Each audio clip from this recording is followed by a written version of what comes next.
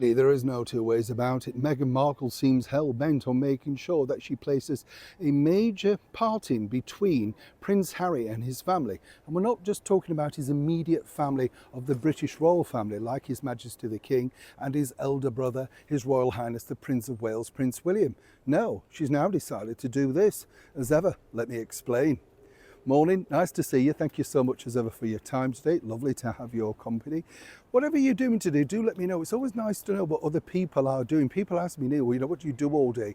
Well, apart from this, when there's a bit of downtime, which I really enjoy doing actually, it's lovely to be able to talk to people and get a bit of feedback. The thing about TV is, you do get feedback, but you don't necessarily get it instantly. Over here, when you do this, you just meet so many nice people, particularly when we do lighter stories. And you think, oh, right, I didn't realize you'd done that, or you'd forgotten a song, a book, an outing, stuff like that. Holidays are really fun, aren't they? Have you been on your holiday? Have you? Well, I mean, if you're on a budget, of course, it's not easy, is it? But I don't mind a day trip. Do you still do those? I've found a place that does them, and I think, oh, they're terrific because they pick you up and drop you off where you want. So really, at least you get to see a change of scenery is important, isn't it? You agree? It is though, isn't it? Nobody wants to be doing the same thing every single day, all day. Even if somebody just takes you to a totally different area, you think, oh, that's better, something new to look at.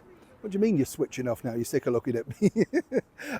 I'll get back to your royal story of the day. Nice to see you anyway.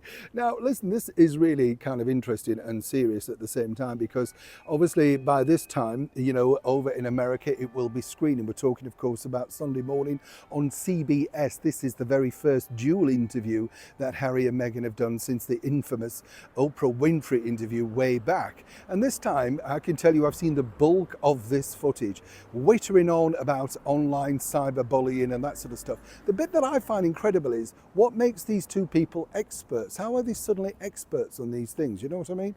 Like Harry's wittering on about, first responder. It's just ridiculous claptrap. You've no idea what it's about. But of course, they just need to get their sort of shifted sand, don't they? They know their people are fed up of them and they're trying to get them to focus on what do-gooders they are. Or are they? Because you see, Meghan Markle was the instrumental person behind this, her team, and as ever we have to say allegedly, were the people that set up this interview with CBS. Now, I've worked with CBS News in the past, and let me tell you, a ferocious company to deal with, not exactly warm, friendly and cosy at all.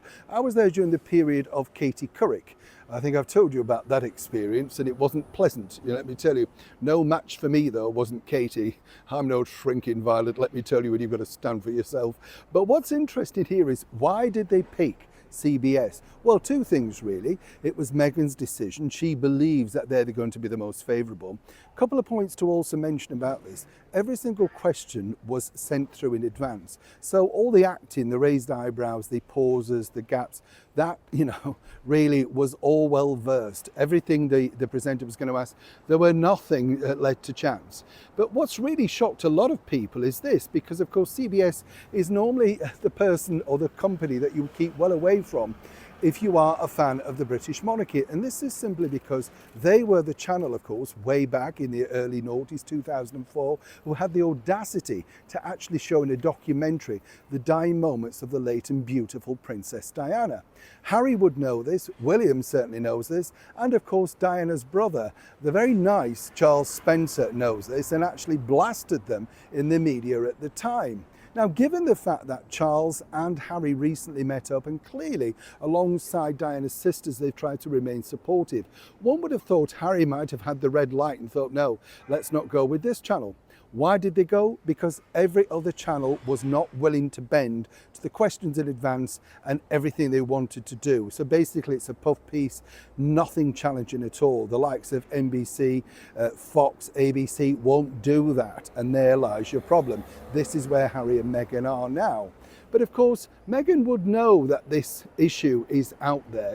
She was an avid reader, follower, and literally a sponge of all things Princess Diana. Certain people are saying that this is just simply going to drive another wedge alongside what was a good close relationship with, of course, Diana's family.